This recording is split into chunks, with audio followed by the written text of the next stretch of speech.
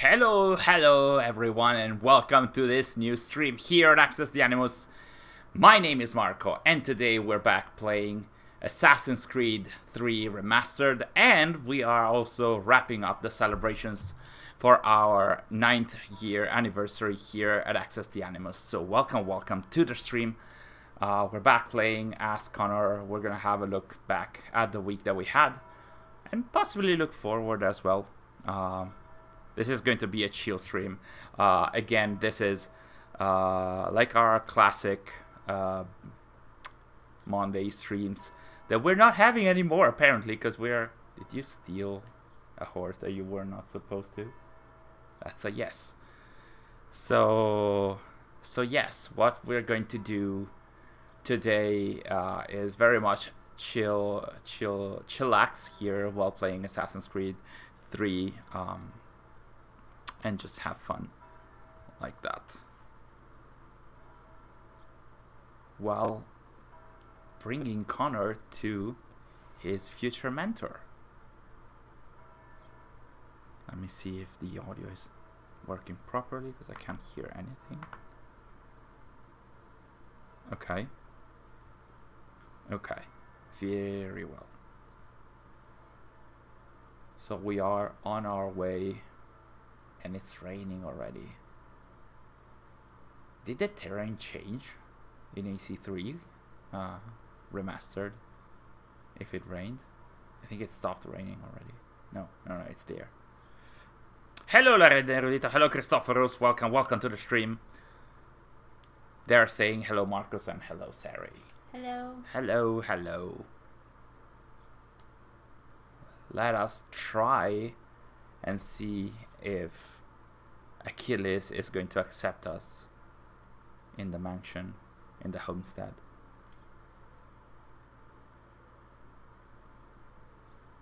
Come on, Connor.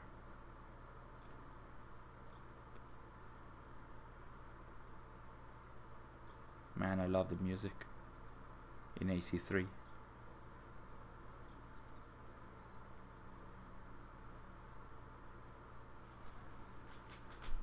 No. Nope. That's the first of a number of nopes that Connor is going to get. So, hi guys. How was the week? While waiting for the announcements? Like, for us, it's been a busy week, but it's been a slow week in terms of AC in general. We did our anniversary celebrations. We wrote articles, we wrote reviews about the comics, about the Forgotten Myths comics that thankfully are over. I wasn't a huge fan of those comics, to be honest. I was very surprised to see that there's a modern day page at the end of the Forgotten Myths comic, and it's about Basim as well, but in general I was not a huge fan of that. You don't know what is canon and what is not in those comics exactly, as you don't get what is canon and what is not in Dawn of Ragnarok. So I guess they represented the Dawn of Ragnarok DLC properly, which I'm not a huge fan of. Hello Crafty, welcome to the stream. Mark, welcome to the stream. Oh Crafty, you're not late. Nobody is late to our streams. We're just having fun, and today is a chill stream, as many of our... Hi, Sary. Hello, Sary. Well, we're getting ready to also say hello, Sary, every time she's going to have Connor die a horrible death. So... I won't give you any occasion. Oh, yeah. You will get absolutely... you will impress us. I mean, in this chunk of the story, you don't get to... I mean, I would be surprised if you had young Connor die in this moment of the story. Christophers, yes. You're just in time, Crafty. Hello, Jatine. Welcome to the stream. There's a new Grand Prix ahead of us. Ferrari is going to try and get back at the top. I mean, they are at the top, but not really the best car now. Was the modern day, but in the beat in the comics substantial? No. Short answer is no.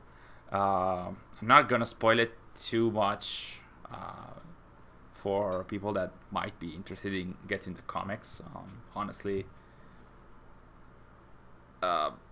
I would advise you to spend the money on something else rather than the comics. But basically, there is a story. Basically, the comics are telling a story. The Forgotten Myths comics are telling the story, the prequel to Dawn of Ragnarok, and it involves Loki and Baldur. And surprise, surprise, Loki betrays Baldur. That's not really a plot twist anyway, so you would expect. Also, from Dawn of Ragnarok, you get to know that Loki is not an amazing character. I mean, Loki is a trickster, and of course, he's not really helping Baldur here. And at some point, the tale of Baldur and Loki will be told to the humans, and the comic shows that this tale is handed down through generations. So the modern day part in the comic basically has Basim reading the tale of Loki and Baldur on a book, pretty much. So it has like that meaning of the legend being passed on through the ages, the Isu story being passed on through the ages, and then ended up to the original teller of the tale, pretty much. So that's more or less what the modern day of the comic is about. So it's not substantial. I get what they were trying to do with the comic, but not amazing. I thought these games were supposed to be easy. Which ones? AC3? It's more like, in this case, it's more like it's the character that is pretty hard and harsh on Connor. So, at the moment, Achilles is not allowing Connor to join, like to get inside the house. But now something will change. My expectations were high for that comic, and it still disappointed me. Yes. Hello, General Clanker Nobi. Hello there, General Kenobi. I mean, I guess that's kind of expected from a user called General Clanker to just get in and say hello there. But yeah, for me as well, the comic very much disappointed me. So yeah, I'd advise you guys to spend your money, your hard-earned cash, on something else rather than the comic. I have never read an AC comic. You should, Jetin, but the good ones. So I'd suggest you have a look at Assassin's Creed The Fall, Assassin's Creed The Chain, and Assassin's Creed Brahman. I'm thinking of other good AC comics. I mean, I suggest you read Assassin's Creed Dynasty, which is very good. What are they generally about, the comics? On average, the comics are tie-in to the settings of the games, but that's not always the case. Forgotten Myths is very much tied to the Dawn of Ragnarok DLC. There have been the Uprising comics are tied to Juno's story, from Assassin's Creed 3 to Assassin's Creed Syndicate-ish. And some other comics like The Fall, The Chain, and Brahman are their own story. I suggest you check those, actually. Because the quality of the art is fantastic. I think that's unrivaled compared to the other comics in AC. And that's our Dasha. I hate that Kenobi stole my line and now everyone associates it with him. Yeah, I mean, if you are a Star Wars fan and enter the chat or enter the room by saying hello there, you know what is coming for you. Comics don't always work, in my opinion. The Dark Horse ones worked for Tomb Raider, but with AC it's annoying that major plot points aren't there. Yes and no. I do agree partly. I would argue that some of these comics actually introduced characters that were so good that actually made it to the game, like Daniel Cross, that we're going to probably meet later. The way in which Daniel Cross was treated in AC3 is another pair of shoes. But yeah, there are some, like Uprising as a comic, it had like major plot reveals and stuff that should have been in the game. I do agree with that. There are other comics that are very good without necessarily being advancing the plot or having major plot points. I think the way in which the Fall, the Chain, and to a degree Brahman were done, it enhanced and enriched the lore without revealing major plot elements. The Fall had it told the story of why the assassins in the modern day are scarce and they are hiding, while the Templars are pretty much have the upper hand. Which is something, while you're playing the games, you already see that the assassins are just reduced to having like small cells hiding across the world while the Templars are hunting them. And the Fall very much showed why that's the case. Because, of course, in the historical times, we see that the Assassins and Templars are huge organizations that are pretty much at the same level, and they are battling it out. But in the modern day, that's not the case. So, I did like that. That the Fall told that kind of story. The comics with Juno should have come as a bonus with Origins, as a reward for getting 100% completion. I do recall that the Fall, at least some of the issues of the Fall, they came as a reward for getting some achievements in Brotherhood. They were tied to Uplay, which was very cool. At least the first issue, if not all of them. I have a lot of free time. I'm actually considering writing a character essay, my take on Arno. I'd be interesting to read that, actually. Because I have a very polarized opinion on Arno. He's not my favorite character. So I'd like to... But he is the favorite character of a lot of people within the AC community, so I would love to see what you want to write, what you're thinking of writing about him. And then throughout the week, we also, in the other celebrations that we had, we also released the Assassin's Creed calculator, or more likely an update on the calculator. This was a tool that we created 2 years ago. And it's basically a tool that tells you all the story releases that have been released for Assassin's Creed.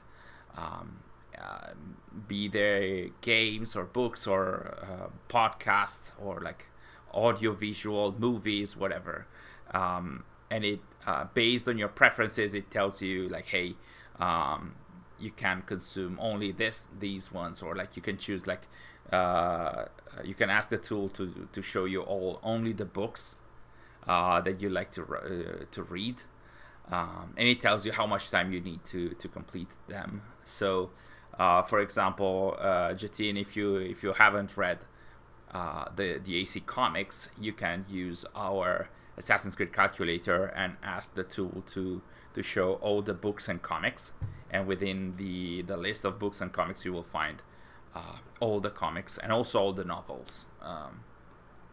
all the Assassin's Creed novels and comics that you can read. And you can choose based on the links to the Assassin's Creed wiki and some of the pages on our website whether you are interested more in some of those or in other ones. Have seen you and people say Origins broke a lot of lore. Can you explain it a bit? Yes. I don't remember when I mentioned that. I think I might have mentioned that in the stream for sure. I didn't mention it in the podcast with Joe Raptor and Andy. But yeah, like the idea is that Origins broke the lore. Well, let's put it like this. The easy way to see it is if you go to the Monte Regioni Sanctuary in Assassin's Creed 2, you're going to see 6 statues of ancient assassins plus the huge one about Altair. And 3 of those statues date before 48 BCE, which is the year where Assassin's Creed Origins is set.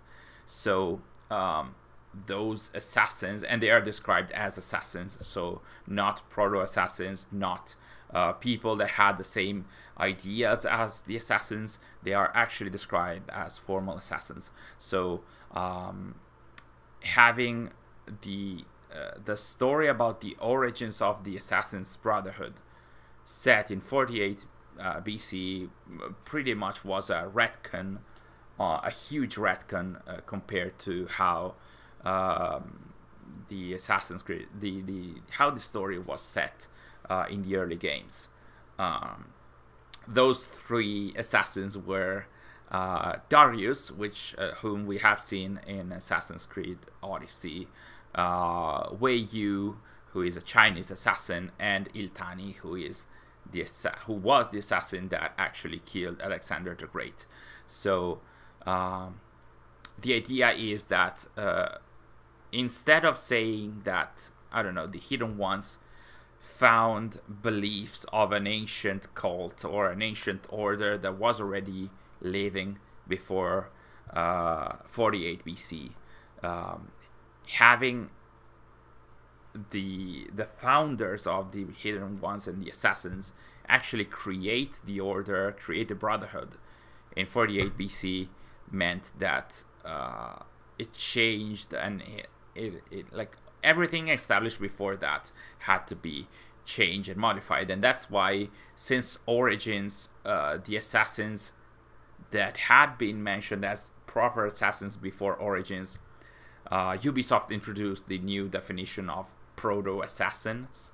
So Darius, instead of being an original assassin, it was described as this man whose ideas were aligned with the assassins. His way of behaving was aligned with the assassins, or with the Hidden Ones. So he was a proto-assassin, and that also happened with Iltani. Wei Yu hasn't really been mentioned. I think he might be mentioned in the Dynasty comics, but that's it. So that's in a nutshell why it's actually Origins that broke a lot of lore. It established a lot of like a lot of stuff that we got to know about Hidden Ones, and Bayek is an amazing character and whatnot. But it really shifted a lot of stuff within the AC universe in terms of lore. And the devs, since the beginning, they were actually saying, hey, this is the story about the foundation of the Brotherhood and the origins story of the Brotherhood, which the game really is not. Like, the foundation of the Brotherhood is basically the last 10 minutes of it, which is not amazing. Of course, you get to see the motivations that led Bayek and Aya to found the Hidden Ones. But at the same time, the actual origins of the Brotherhood are just the last 10 minutes. So, considering the game that came out they could have easily said, hey, this is like two Egyptian people finding out about a creed that was existing much earlier than, much time before them. Hello, Elena. Welcome to the stream.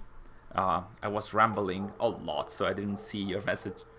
I hate how Bayek and Aya pretty much take all credit for creating the hidden ones and pay very little respect to those who came before them.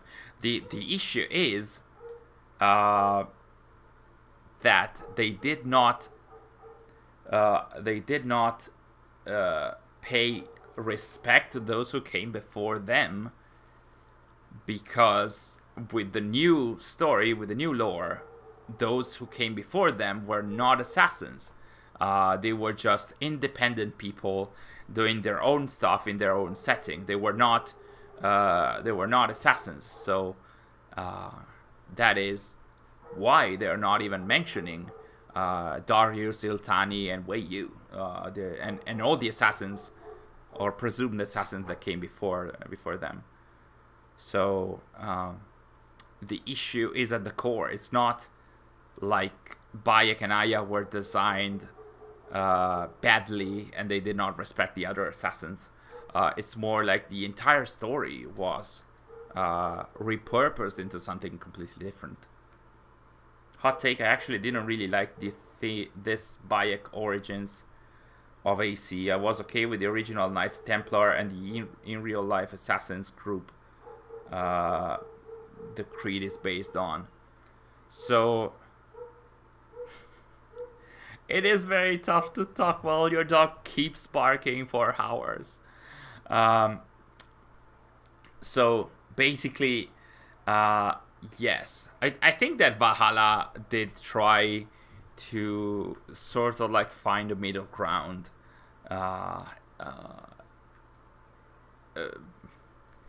showing that the hidden ones, of course, they were founded in 48 BC, but the assassins, as in the evolution of the hidden ones based on the Hashashin, they were actually created in 1090 AD, I think, or something like that. So a bit before Assassin's Creed 1.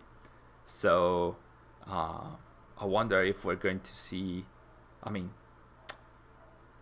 I think that they were pretty much laying the ground with Hytham, and what is going to happen in the subsequent centuries leading up to AC1. I wonder if AC Rift will lay some more foundation, even if it's going to probably take place before Valhalla. So we're gonna see. Proto-assassins are the most pointless addition to the lore since sages. I would say that sages are much more important. Well, are much more grounded in the AC lore than the concept of proto-assassin, because the sages were a new idea. Yes, at least originally it felt a bit something like far from the concept of AC, but since then it has been justified as one of the methods of salvation. Did that guy got stuck? No. So as of now, the sages are very much grounded and explained within the AC lore and story, while I wouldn't say the same about the concept of proto-assassin. Of course, the concept of proto-assassins only came when the devs realized then it was... stuff had already been established about assassins leaving before 48 BC. So, of course, the concept of proto-assassin is like a backup plan. And, of course, backup plans or contingency plans never really feel great. Of course, you do see that this is not a part of a planned story, but it's more like a contingency situation. which was not great. I wonder if Haytham could have ever been a good father. Might have changed history if he raised Connor as a Templar. I would suggest you, Elena, if you haven't read it yet, we're about to see the Boston Massacre. I suggest you, Elena, if you haven't read it yet, to read the Forsaken novel, because it's not like he shows Haytham as a good father, but it shows Haytham as a caring father that has to balance his need to support the Templar cause and his love for his son that has gone in a different direction. So if you haven't read it, I suggest you have a look at Forsaken. It also, I'm gonna say, repurposes, if not retcons. Well, it gives a different perspective on one of the events, some of the events that you see in AC3, especially when Connor is about to get hanged, much later in the story than this. So yeah. I like to think that what caused the alternate timeline in Tyranny of King Washington was Haytham choosing to stay with Zio. Maybe? I don't recall a lot of the setup for the alternate timeline in Tyranny of King Washington. Maybe. Could be. Hello Triton! Welcome to the stream. You are finishing Supergirl Season 5. Oh, that's fine. You don't even say that you're sorry. On our side, we're not having a stream on Monday, so honestly, we're also partially to blame to not be regular. But hopefully next week we're going to have not one but two streams, because we're going to have a stream on Monday, trying to go back to our regular schedule, and I'd expect the new patch to release tomorrow. Not tomorrow, but like on Tuesday, May the 24th. So we might have something to discuss there as well. Guys, don't say that you're sorry. Hello, KA. Welcome to the stream. I'm so happy to see you guys. Don't never say that you're sorry. It's actually nice to see you all again. We still don't properly know who created. Oh, I missed the message. Who created the creed and the tenets? All we know is Aya spreads them to the different groups. Yes. It's not exact. Yeah, we don't know exactly who created them. Even though in the Hidden Ones DLC, you tend to see that some of the basics of the creed are found by Bayek and Aya, or like they hear people mentioning those, or they are learnings that they get after something happens in the story. So I would imagine that some of the tenets, or like the origins of the tenets, still come from Aya, I would say. Nicholas, welcome to the stream. Yes, Otzoberg is alive in Brotherhood of Venice. We mentioned that in our podcast that we released yesterday. Well, yeah, yesterday. In the podcast that we had with Joe Raptor and Andy Reloads.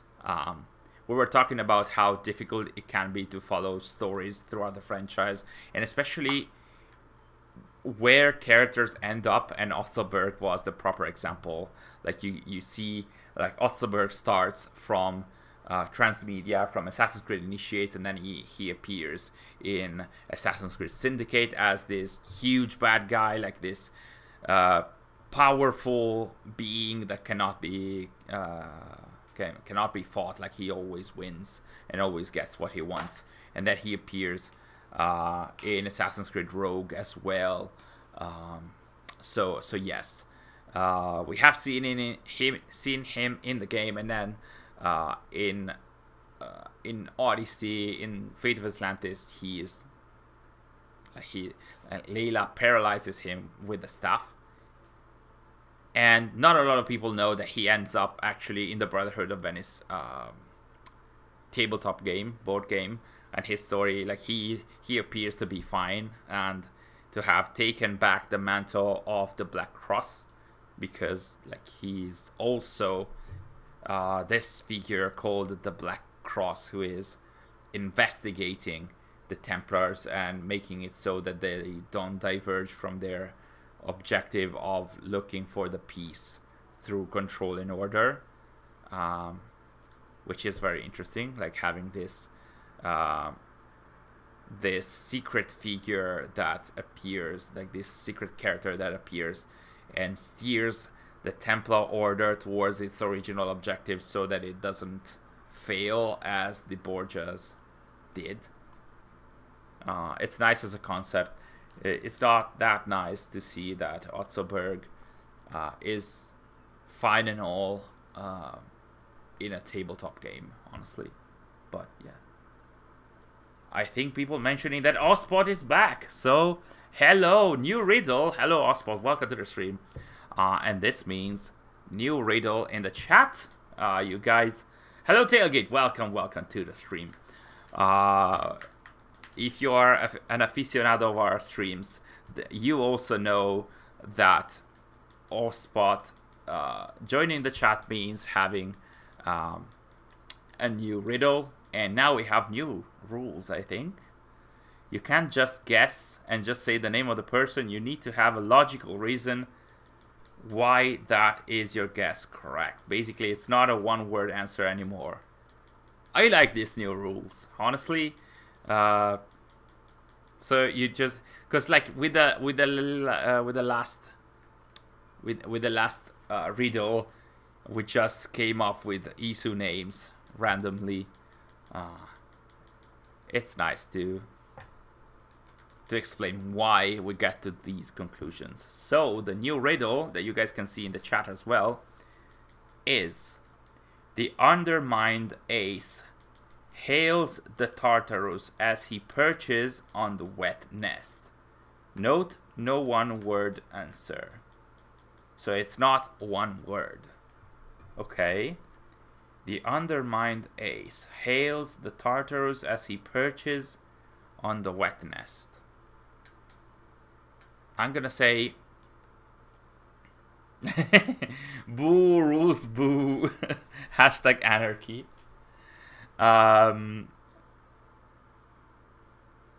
What's more intellectually difficult, my full day at university or Ospot's riddles?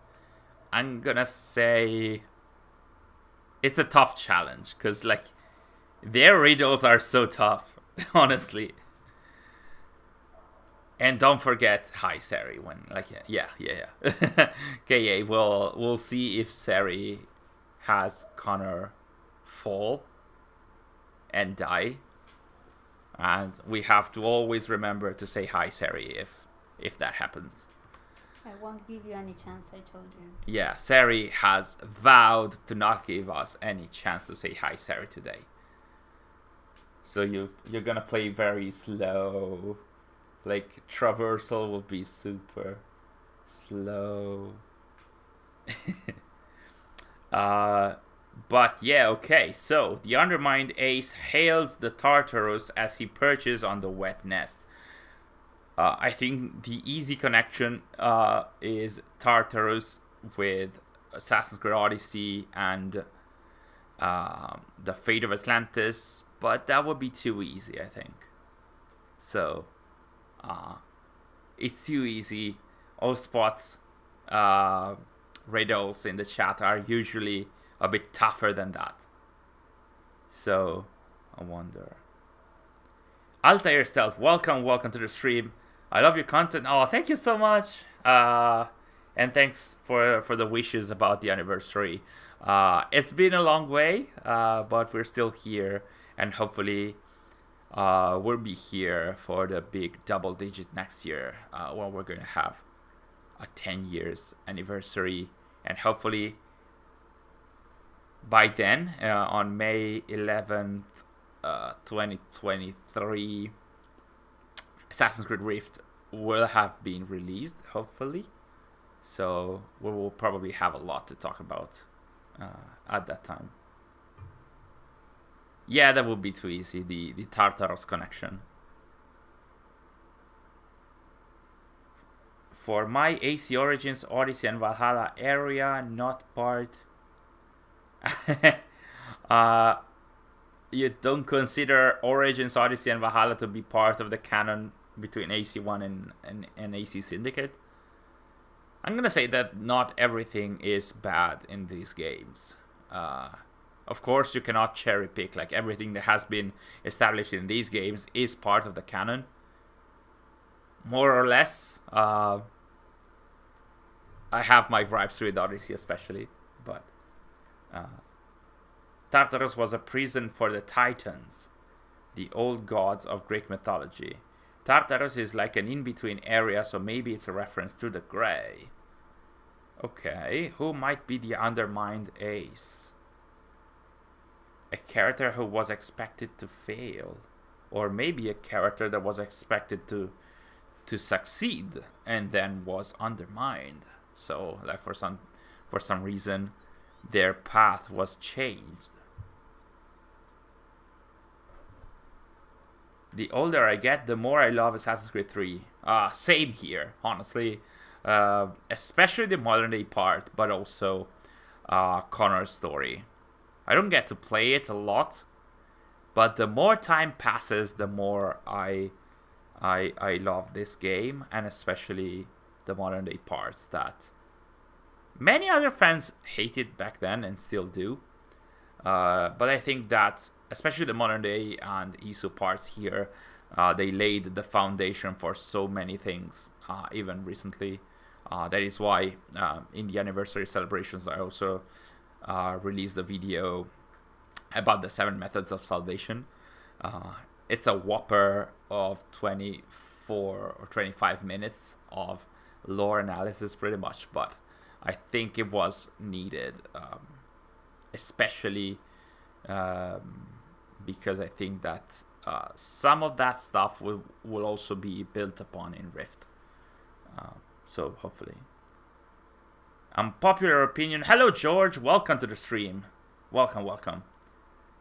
Altair Stealth, what's your favorite piece of Assassin's Creed lore that most people don't know about?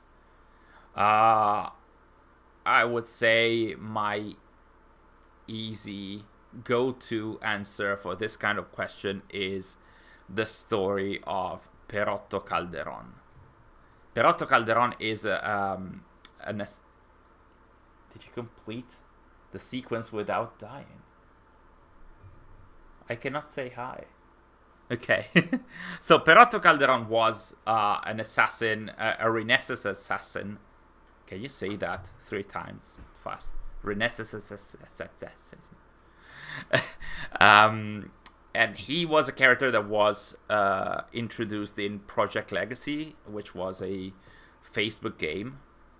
And the lore in Project Legacy, the lore, pretty much, it showed that Perotto was this assassin that at some point gets to know Lucrezia Borgia, and he gets... I'm not sure if he's enamored with her or they just have a relationship and they have a son. And from then, basically, he was meant to follow Lucrezia to get information for the assassins. But then he gets enamored with her, and they do have a son. And at some point, Perotto is very much troubled. Because he had this affair with a Templar, but also because his son is born deformed, and he has heard that the assassins or an ally of the assassin is hiding an artifact, the Shroud of Eden, that is there to that can heal the deformations of the body and whatnot. And so Perotto now has to like he decides to save his son, or like to cure his son by stealing the Shroud of Eden. And basically he initially goes through some Templars that are in the area, and then he has to go through some assassins that are in the area protecting the Shroud. So I really like the idea of this father that in order to save his son that is about to die, he forgets about the assassins and Templars. He puts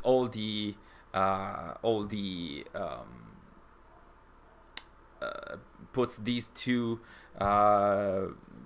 grand organization to the side in order to save his son. So my favorite assassin is an assassin that betrays the assassins and does all of that for his son, which is very nice.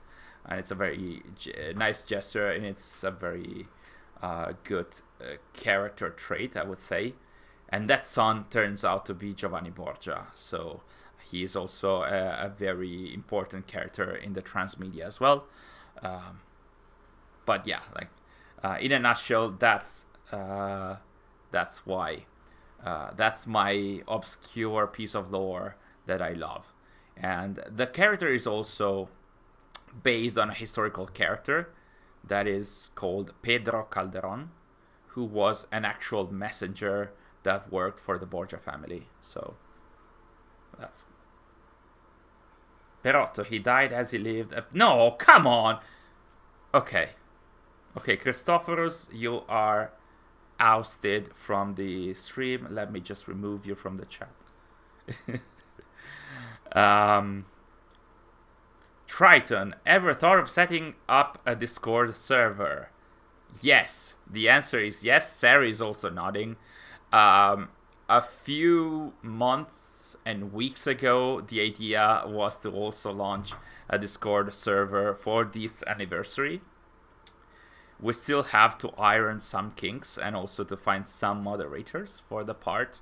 So, not yet, but soon, if everything goes according to plan, which did not go according to plan for the anniversary, but soon, hopefully.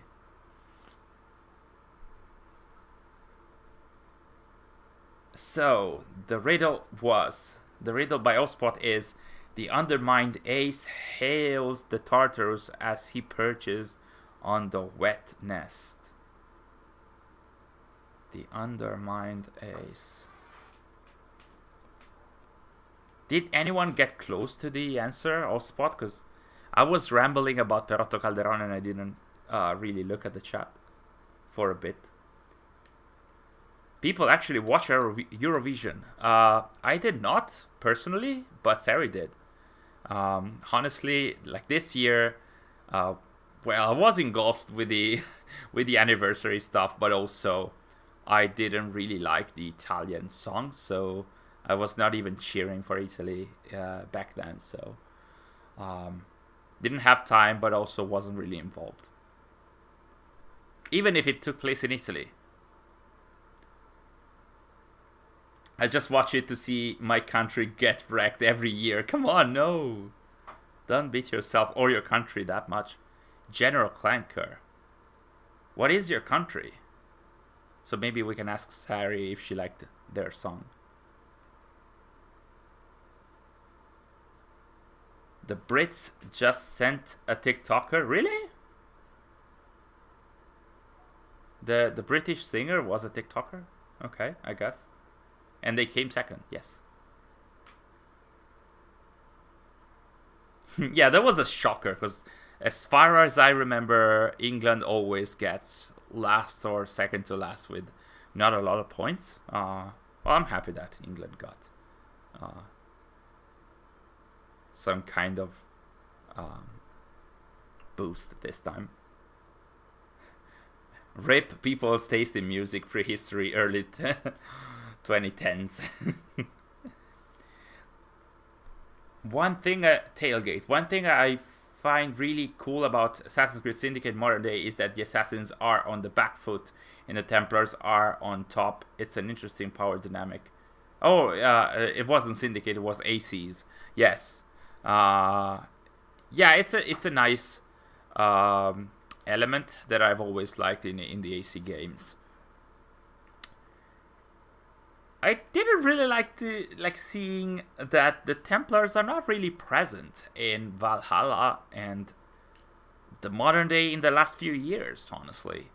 Yeah, there have been bits and bobs here and there, sure, but if I'm not mistaken, and I probably am, but was any Templar plot advanced in the last few years? I don't think so, since... Well, yeah, Brotherhood of Venice had some Templars in there, included Otzoberg. Yes. But that was pretty much it. Oh, look at that. Bad ship.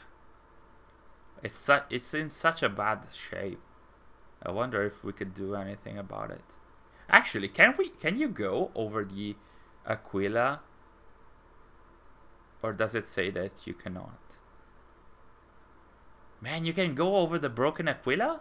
No, it doesn't allow you to go, of course. Maybe you can here. Yes! I don't know this. Ooh, okay, that's cool.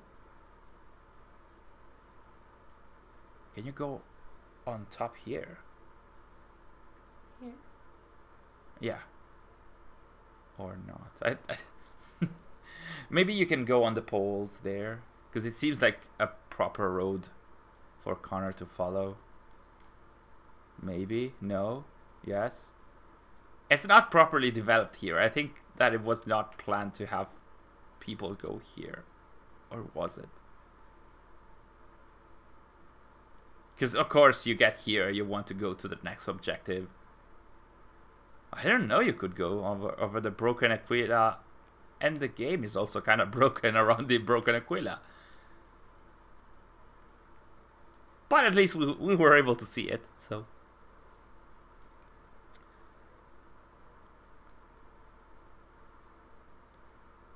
We got second because all of Europe wanted revenge for Brexit by forcing us to pay for it all. I mean, yeah, England hasn't been really lucky recently with some of the competitions.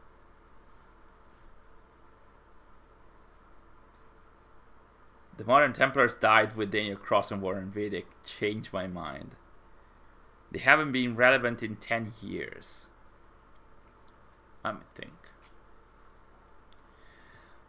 There have been some additions to the lore of the Templars, yes. But I'd say the more relevant Templar was Berg, but it was always in the sidelines. I mean, it was at the center of some of the stories in the main games as well, but he was front and center in Rogue, but even Rogue's modern day was some kind of side story. It didn't advance the plot, and I didn't expect it to. Because of course that was Rogue. Like, the story was supposed to be advanced in Unity, which also did not advance the story in the modern day. So yeah. And in Origins, the Templars were not really there. In Odyssey, the Templars were I wouldn't even say they were an ominous presence. I would say that only Berg was there, and even then, he wasn't really much of a challenge. And in Valhalla, the Templars were almost never there, so.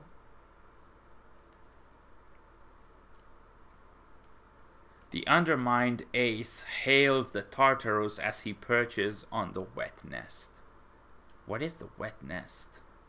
The nest in the previous riddles was something like about the assassins or Templars. So the wet nest, it could be something about the assassins. But why wet? Why would it involve water? Like the assassins located close to the sea or something? Riddle answer, possibly Shay. He was undermined by the Brotherhood, as was the cause of its downfall before Connor. Wrong answer, but it was a good one, honestly. The undermined ace hails the Tartarus. Tartarus is a location where dead people go. So this is a character that was undermined. He was supposed to succeed. Hails the Tartarus means he caused some death while he was perching on the wet nest. So he was an assassin, I would imagine. An assassin that brought death. And he was supposed to succeed, but he did not. I'm gonna say it could be Daniel Cross, because he was an assassin. He was supposed to succeed as an assassin. He was nurtured by the mentor of the assassins back then, and then he killed the mentors. Oh, very close. Okay. He brought the death to the mentor. Ah. So I was very close with the reasoning process or with the answer of Daniel Cross.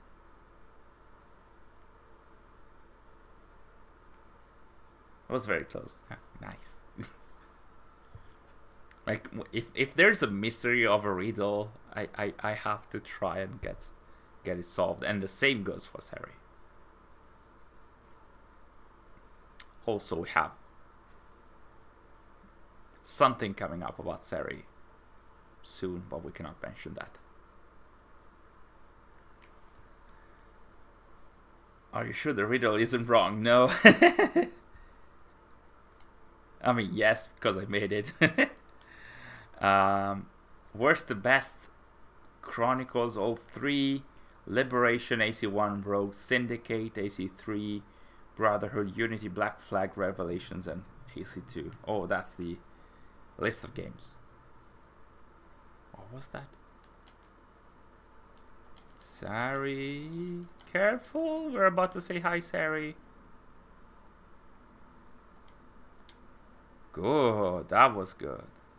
Good job, Sary. You don't need to save Terry. Come on. Oof. Oof. That was close as well. I think you might get another attack. Unless you stay to the water. But can you? This reminds me of some missions in Red Dead Redemption 2 when you have to follow people that are going across the river and you have to save them.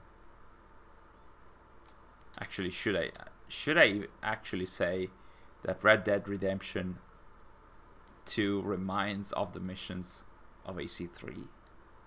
Maybe.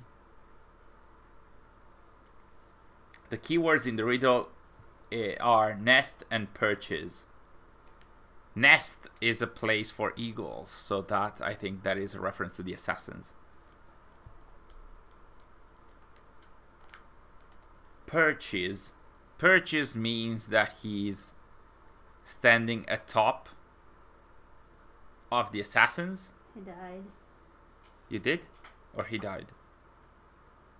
Ooh. Shall we say hi, Sary? Because you failed, but Connor did not die. So I think we can only say hi. Hi. And that's it. I don't know how to save him. I mean, I was close, but... You need to not waste any time with the... No, I cannot touch the water. You cannot? Okay. Then I guess you need to follow the parkour route at the... Yeah, it's how I did it, but then... Well, let's see. Yeah, try again. We're gonna see. Is Red Dead Redemption 2 worth it? Yes. 100% yes. I think it's one of my favorite games of all time. I'm not sure whether to say number one, but surely among the top three, hands down. Like, if you like the idea of Western games in general, and it's not even a huge Western kind of game as Red Dead 1 was. On. Oh, so it was meant to be. Okay. I thought you failed again, and instead. So yes, go on and play it, Elena. If you have some spare time. The main character is a piece of heart, and like he's that kind of character. Like, he seems to be a harsh character, but really,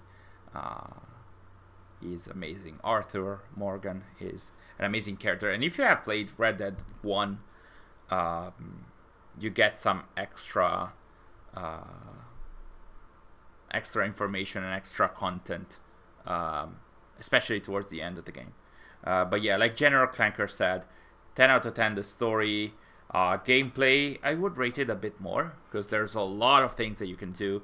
And the world, I would say 10 out of 10 as well, because you find out so much stuff in the world. And the world in itself, it is so alive. Like, some of the animals are doing their things. You can see eagles getting their praise, or crocodiles attacking other animals. Like, the world is so alive, and it evolves as you go on. So the story spans sometimes some years, and some buildings either are being built or decay in the world. I did love the world so much, and there are some YouTube videos that you can see where locations actually change through time. So I really suggest you playing it.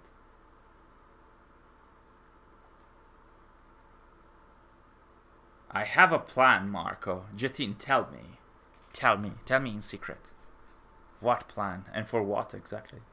There goes this week's wage then. Yeah, but it's worth it. I think at this point Red Dead Redemption 2 is discounted, and at any price that game is worth it. Even if it was overpriced at like 90 euros or dollars, it would be worth it. The undermined ace hails the Tartarus as he perches on the wet nest. So he could be an assassin leader, because he perches on the nest. So he is like one of the leaders of the assassins. He is at the top of the nest. He hails the Tartarus like he brings death. It's a mentor, could be a mentor that brings death. And he's an undermined ace. I think somebody else in the chat mentioned Achilles. But because like Achilles was the mentor that caused the assassins to look for the seismic temples in Rogue, and that meant a lot of deaths, especially in Portugal, which is what caused Shay to turn to the Templars. But I would say that it's not Achilles, because somebody else mentioned it already in the chat. Tahiti is the plan. We need money, but I have a plan. Oh, okay. We need money, but I have a plan. Okay, I got it now. I got the reference. That's a reference to Red Dead Redemption 2, with the antagonist, the ally/antagonist character that always believes to have a plan to save a group of characters that is at the center of the story, but those plans always kind of fail, but no, and they always bring worse consequences. That character's name is Dutch Vanderlind. Tahiti is the plan. Tahiti is the plan. That's a reference to Agents of S.H.I.E.L.D. I miss Agents of S.H.I.E.L.D. I didn't finish the TV series. I think I got to season 5 and then dropped it. But it is an Achilles, though. Sad face. So, which other mentor brought death? There's a lot of mentors here. So, which other mentors were not great and brought death? But in a bad way, I guess. Dutch is up there with Hatham as one of my favorite likable antagonists. I hated him so much while playing, but that's the main function of villains. I think it worked really well. Agents of S.H.I.E.L.D. was horrible. I really liked the first seasons. Then it went down fast, especially towards the end. The person didn't bring death. Okay. But he hails Tartarus. So if they are not bringing death directly, they're causing something that will bring death. If he is hailing Tartarus.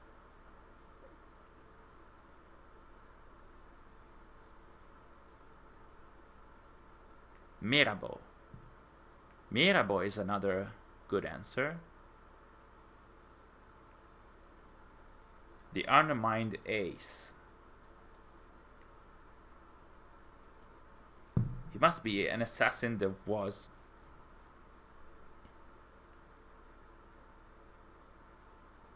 Because Achilles is not an undermined ace.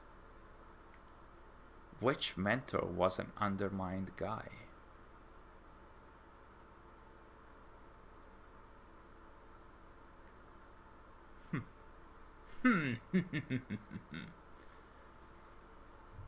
Florence is my favorite city area in NAC, and Venice and Monteriggioni are beautiful also.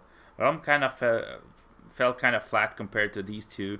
I do agree in that Rome feels samey across the entire map, while Florence, Venice, and Monteriggioni, they feel very different to each other. It didn't help that 2/3 of the map is empty countryside, yes. But to be honest, Brotherhood was an expansion for AC2 turned into a main game, which is what AC Rift also should be. So, hopefully we're not gonna get a lot of desert areas around Baghdad. We'll see, I guess. One of the things that I really liked about Red Dead 2 was that it nailed the feeling of modern civilization taking over the West. Yes, absolutely agree. Like the ending of Red Dead 1, it was more like a shocker of the modernization taking over the Wild West. While Red Dead 2 takes place before Red Dead 1, but you feel how slowly progress is catching up and people sometimes are put on the side for the sake of progress. And you can see that in the evolution of the game world. You can see that in how cities are being built, how some of the forests and woods are being destroyed, how some of the old buildings are being left apart in the countryside. Hint, when I say undermined, it doesn't mean he is undermined. Okay. Even if I try to make it easy, the answer will be spoiled. Here are some mentors that brought disgrace to the Brotherhood. François Macandal, okay. Al-Mualim. Yes. Yes. Abbas. Yes. William Miles. Why? I mean, yes. Ish. Yes. No, yes without ish. Like, William made some mistakes even when he was younger. The undermined ace hails the Tartarus as he perches on the wet nest. I would love to know how you come up with these riddles, though. You must be super smart.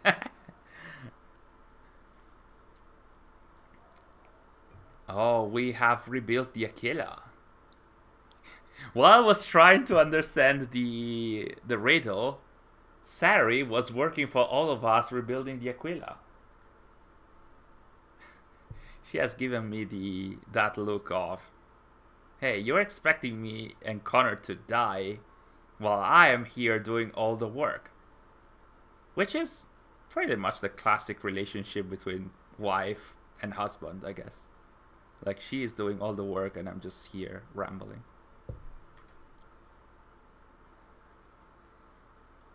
To be honest, I don't know how I come up with these riddles. That's natural. That's a natural talent.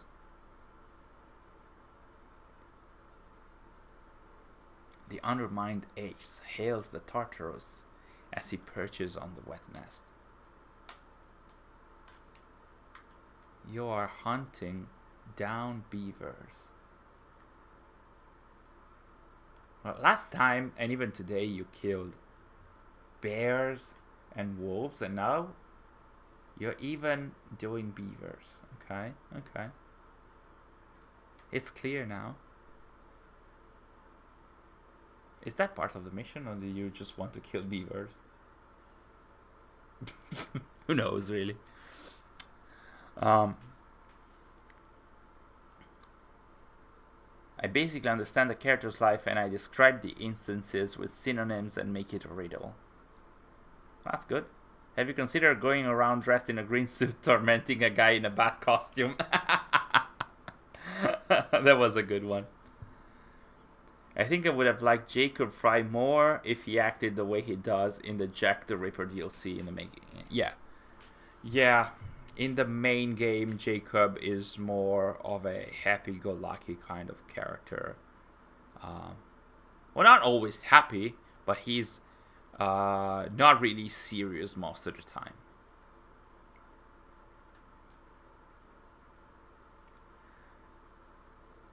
The undermined ace hails the Tartarus as he perches on the wet nest. The wet nest, it was mentioned in the chat that wet nest could be like a nest that is broken or something like. But, I mean, he said, Ospot said that with the reasoning I was close to this, so it could be somebody that is actually like this undermined ace could maybe not be a mentor, but somebody that brought death while he's looking at the top of the top level of the assassins. So maybe it is somebody that killed a mentor. An undermined ace that maybe killed a mentor. That's why I was thinking of Daniel Cross. Who else killed a mentor? Shay? No, well, Shay did not kill a mentor.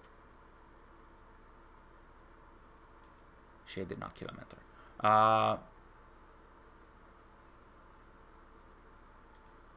Let me think of the mentors and who killed them.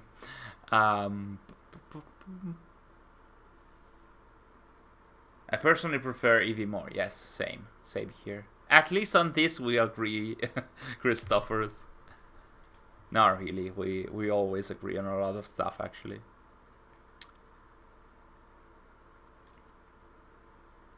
Evelyn was adjacent to a mentor dying. Yeah, that's true. To Agate. She didn't. She kind of caused his death, but he actually killed himself, more likely. Agate was a weird character for me, honestly. Even when I played Liberation for the first time, I was like, why? Why are you doing this? Then you can kind of understand his motivations a bit by reading the documents in Liberation as well, but Still not amazing. Access the Animus, will you stream Tombs of the Fallen Part 2? Oh, of course. Whenever that a piece of content drops out. Sure. 100% sure. Usually we tend to stream every new piece of content that is added to Valhalla. So we will do that with Tombs of the Fallen whenever that's going to be the case. And we probably are going to also stream next week when a lot of people now, me included, are expecting the new patch to be dropped. So next week we're gonna have a look, hopefully, at this at the armory building in Valhalla. So with the loadout system as well. Maybe there's going to be some river raids rewards to have a look at as well. So hello Spider-Man. Where?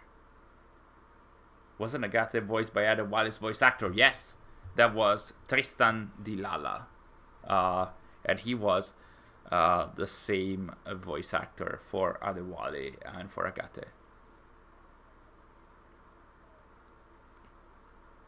Did this person kill the mentor, or did their action lead to the death of the mentor? And Ospot is saying, I wonder, which I would say is pretty close to, maybe not a confirmation, but that we are on a good path. So this person led to the death of the mentor, but also he perches on the nest. So he's there when the mentor was killed or died. An undermined ace.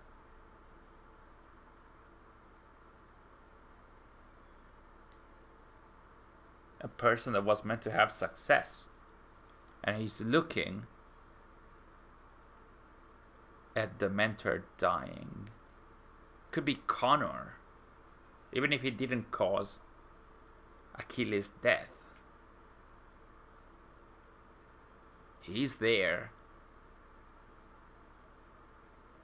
Like he's there also for his funeral. So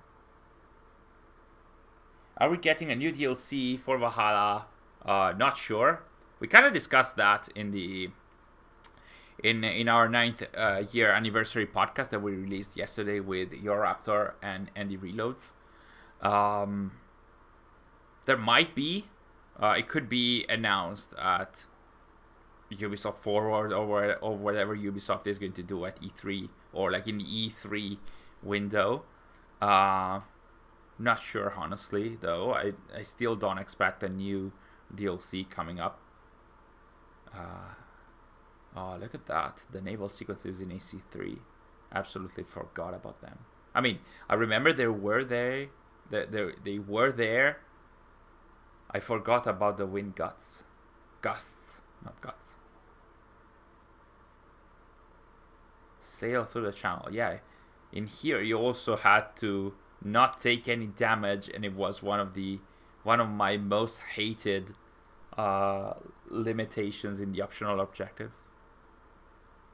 General Clanker, did you know that the DLC for Black Flag was originally supposed to be a Devils of the Caribbean parody set in another timeline? Really?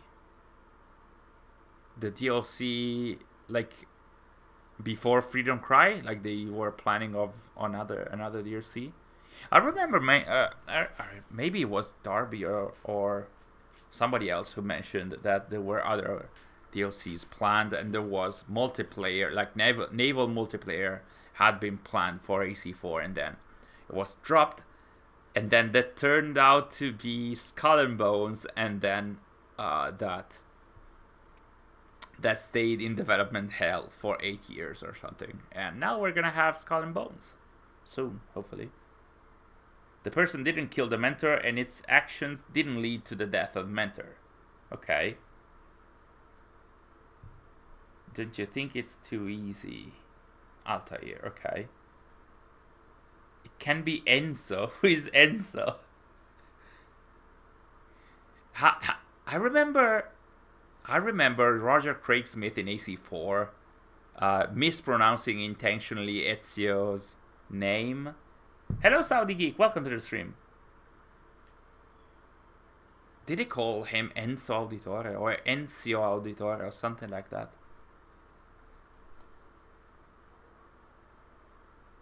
The fact that Freedom Cry DLC is broken for Black Flag PC tilts me so much. Is it broken even in its standalone form? Try not to take any damage. There's a lot of ships around. Did you play or try to play Apex Legend Mobile? No, I did not. I played Apex Legend once. With two friends. Yes. I think you... Who was I playing with? I don't even recall that. Yeah, I remember when Apex Legend was launched, then I tried it. For a few hours. Then I'm not... That's not the kind of game for me.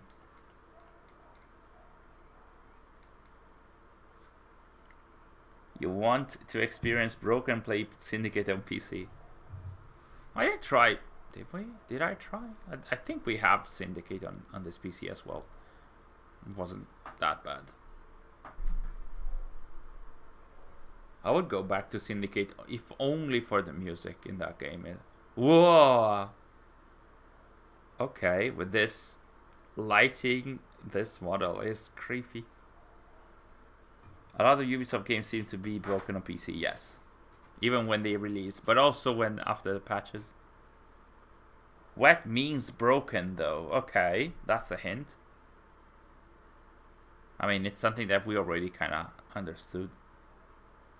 So the riddle was: the undermined ace hails the Tartarus as he perches on the wet nest. Wet means broken, so this undermined brilliant guy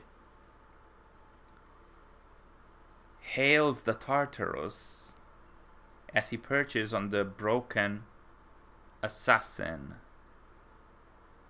or on the broken leader of the assassin. I don't know. Hails the Tartarus means that he is like a harbinger of death. And undermined. He's looking at a dead assassin, or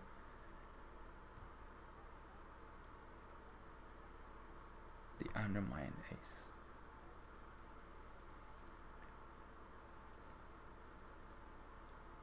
Edward Kenway purely because nest makes me think of crow's nest on a ship.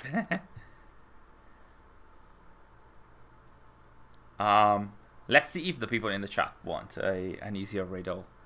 I'll let the chat decide. Billy Butcher, that's a very nice name. Especially because in a few days we're gonna get season 3 of The Boys, and I can't wait to see it. I can't wait to watch it. But before, there's Obi-Wan. It's Altair, he killed Al-Mualim. I think it was mentioned earlier already that it's not Altair. I think Ospot mentioned that it wasn't Altair. Fascinating. Edward Kenway purely because nest makes me think of the crow's nest on a ship. So are you saying, Ospot, that it is Edward Kenway but not just because of the nest, but because he is looking at the assassin that he kills in order to get his robes at the beginning of the story?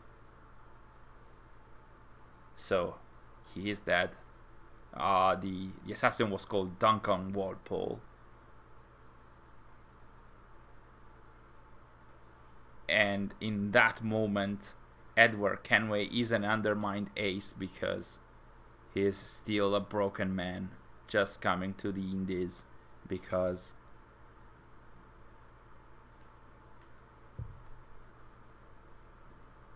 because, like, in order to find fortune, because his life in England was very bad.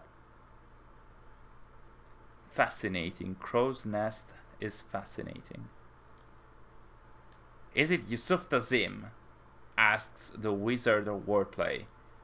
He died in a bureau, which could be a bird's nest in a way. Makes me think of Torres. Torres was the Grand Master of the Templars in AC4. Oh, this is a tutorial for the powder kegs. L2, good job, Theory. Yes.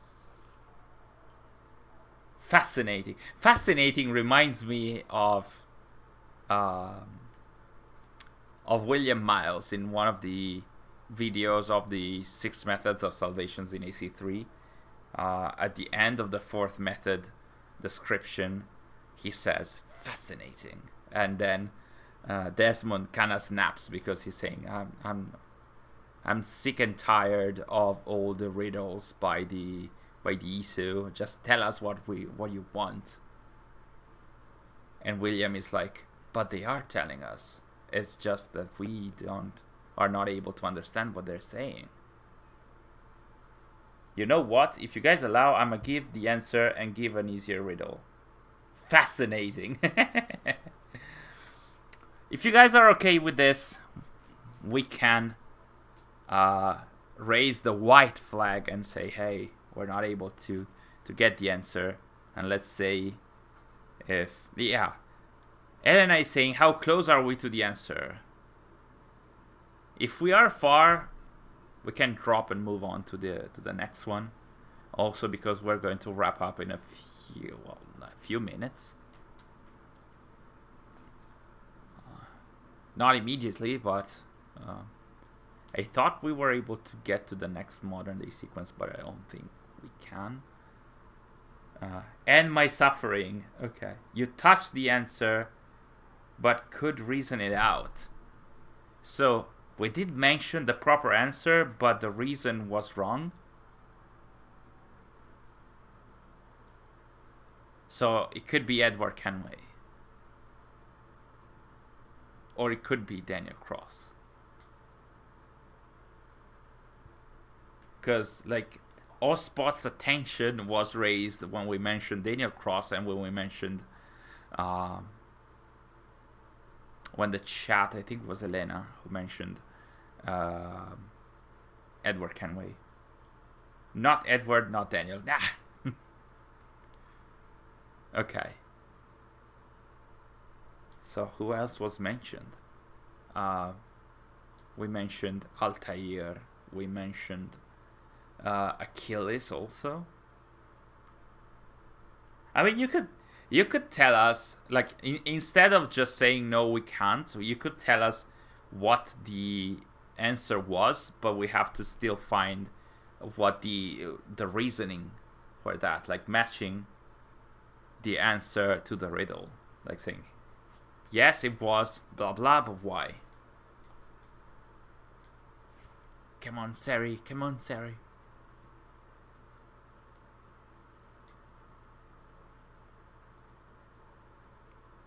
Okay, so Altair is the answer. I think there was 2 or 3 people that answered with Altair, but why? So, the undermined ace hails the Tartarus as he perches on the broken assassin. Okay, so what is the reasoning for that? Like, why is it Altair? The undermined ace.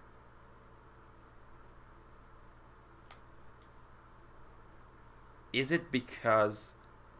Oh, okay, maybe the answer is that Altair was on that sort of like raised bridge location where he was looking at the Templars, that like when he got Robert de Sable to get to Masyaf, and basically the Templars tried to attack and storm Masyaf. And I think, and maybe that's why he hailed the Tartarus and he was perching over the assassins that were dying. No. Okay. Undermined ace. Wrong reasoning. Okay. I'm trying my best. He perches on the wet nest. So he could be... Altair was looking at Al-Mualim being killed, being dead in Revelations. But why undermined ace? The sacred tenets of the creed have guided the assassins for centuries.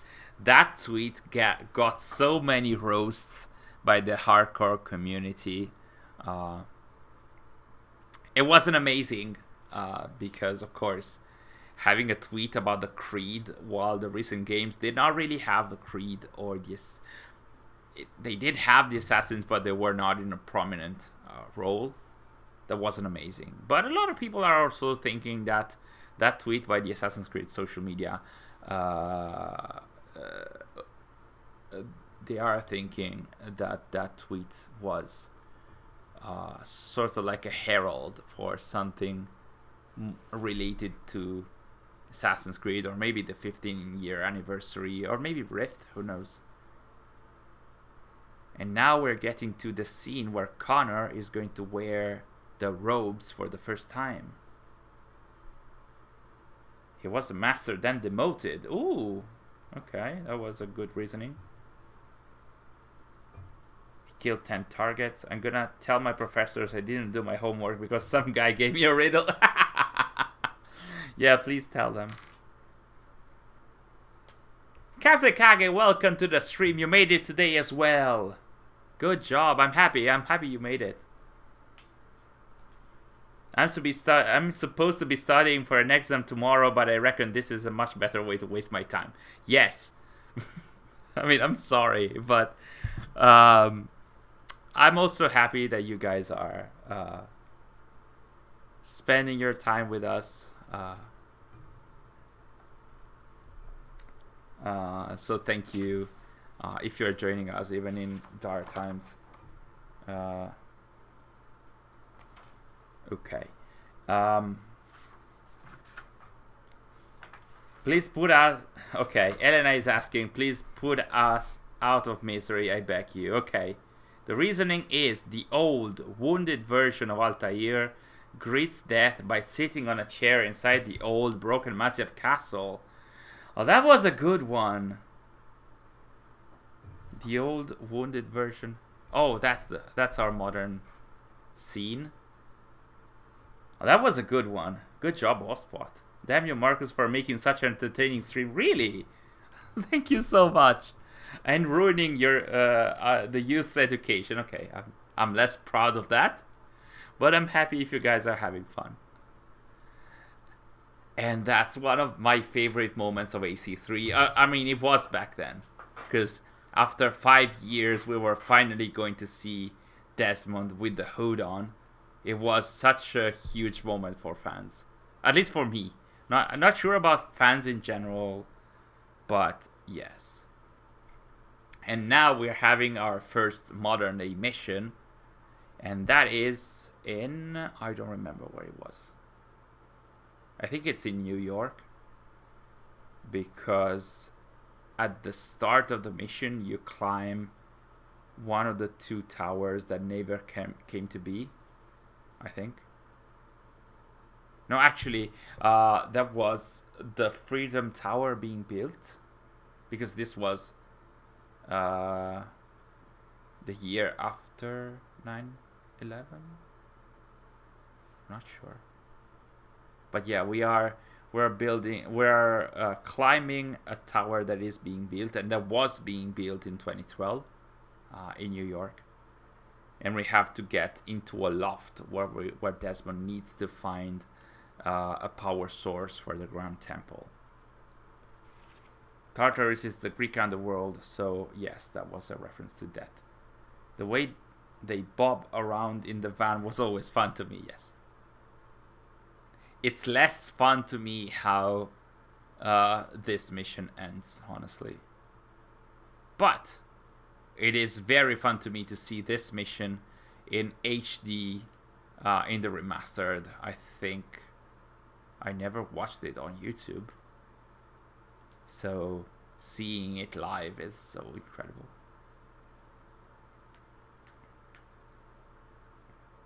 Like seeing the modern day in a modern day mission, proper modern day mission, is so good. Even though I do like the other modern day missions in AC3 a bit more than this one.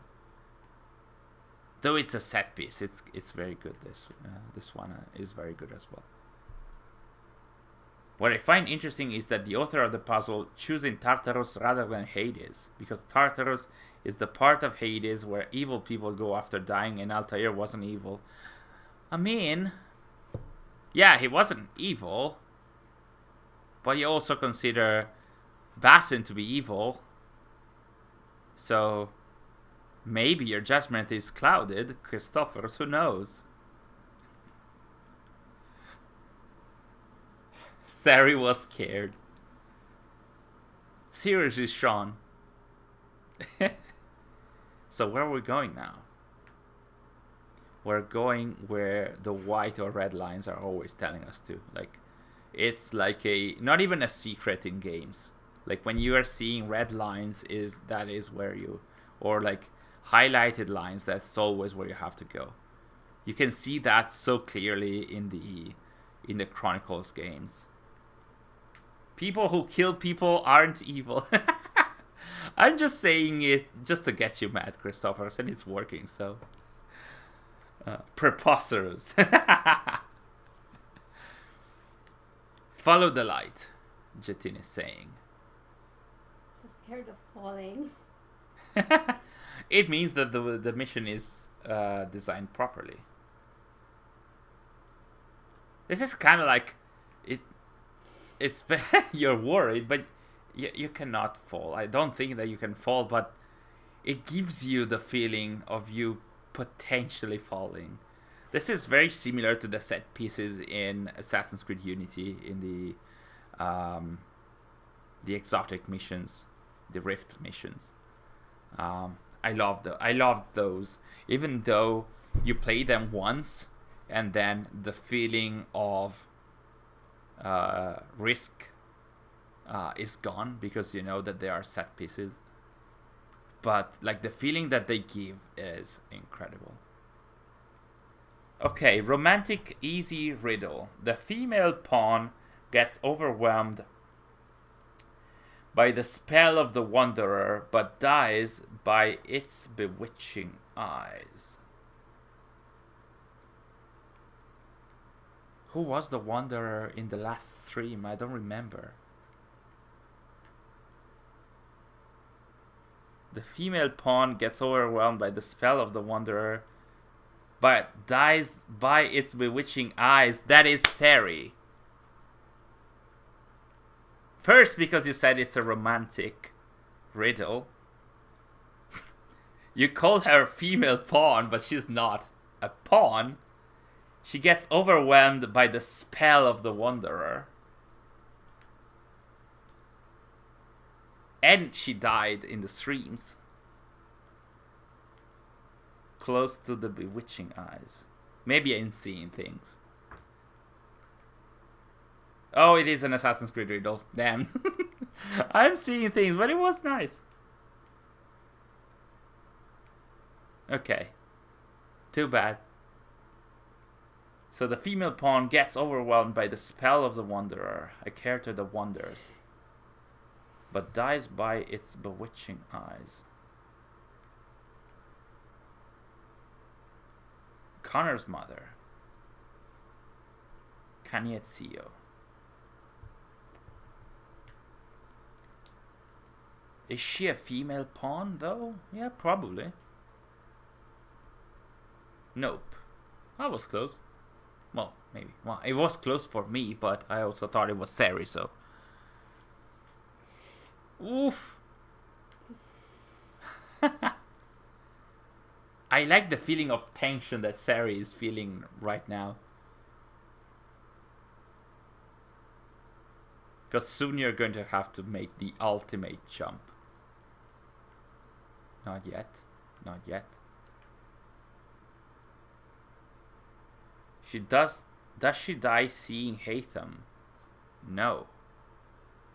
Are you going to do the jump? Sary is worried. You will need to get to that This will helicopter. be a hi Sary moment. No, it's not. How do I jump? I just jump? Just jump. Or you could look around. Sure. We could have a look at the city, or like what the semblance of a city that they created to resemble New York. And this is our jump. You need to press a button. Okay. Did you press the button? Okay. Yeah. And now we have our flight towards the helicopter platform. Fascinating. The female pawn gets overwhelmed by the spell of the wanderer, but dies by its bewitching eyes. I thought it was Cristina Vespucci. But before, I mean, let's say if Ospot says yes or not.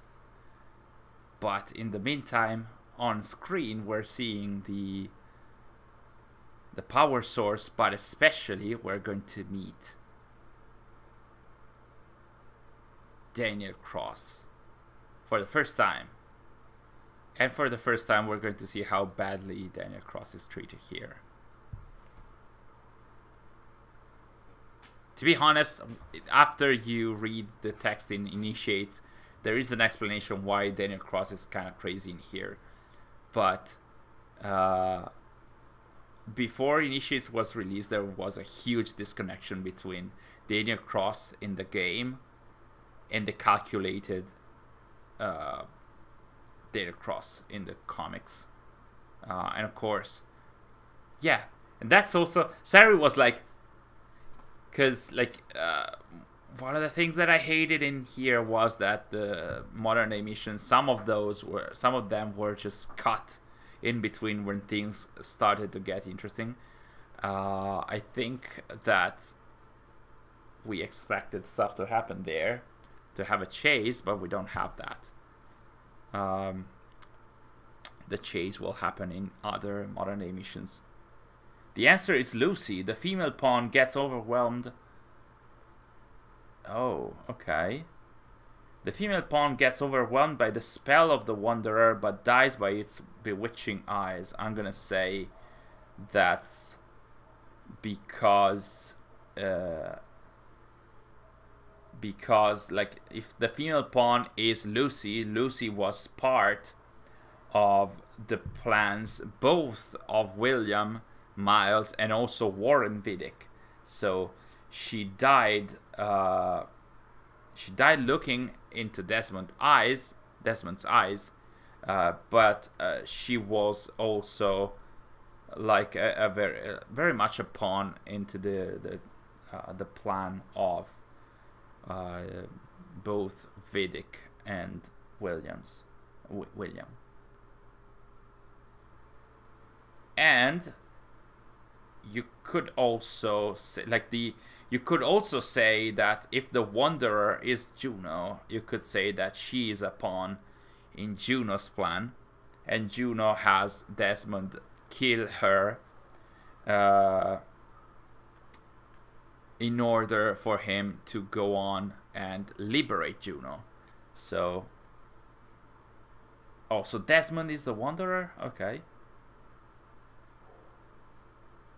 Desmond is the Wanderer. Why is Desmond the Wanderer? Because he's going in a fool's errand, following what Juno is telling him to go, to do and to go. All Desmond did in his life was wander. After running from home, he wandered around until the ending. He wandered around until the ending in New York. Then he wandered looking for pieces of Eden, and then the Grand Temple. And he wandered through history as well. That's a good answer, Elena.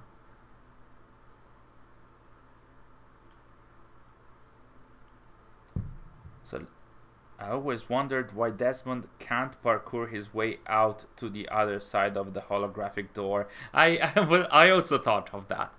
Like he could just have himself drop on the side, then move, and then climb after. Elena got the answer because he wandered through history. Good job, Elena, and good job, chat, for getting Ospot's riddle today. Well, the second riddle. We got the first one as well, eventually. So congratulations. And I think, on that note, while we are in the modern day, we can also call it a day and wrap up the stream while also wrapping up the anniversary celebrations. Guys, thank you so much for being with us the entire week with all the content that we created. And thank you guys for all the support that you provided us with. I know that a lot of you guys enjoyed and shared thoughts about what we did this week, both on the channel and also on social media. So thank you so much. And while we are here, of course, I'm going to I'm saying that like we're going to have a new Monday stream next Monday. It's going to be a chill stream as well, probably, unless other stuff happens. We're going to keep on playing AC3. While probably I expect that on Tuesday we're going to have another stream, but it's going to be dedicated. Of course, we could not finish the stream without saying hi, Sary. So please, guys, say hi, Sary, in the chat, because he had Desmond die in the chasm. Monday streams back next week, yes. And like I said, probably we're going to have a Tuesday stream as well if they're going to drop. Hello, Sarah, in the chat. If they are going to drop the new update for Valhalla, so we're going to test the loadout feature and the armory building as well. Oh, look at this. Hi, Sary. Hi, Sary. Hi, Sary. Thank you, guys. I got distracted. You got this. Oh, guys, I'm sorry. You have to write hi, Sary again in the chat. Look at the chat. Please don't get distracted looking at the chat. Otherwise, we're not going to finish anymore. Hi, Sary, in the chat.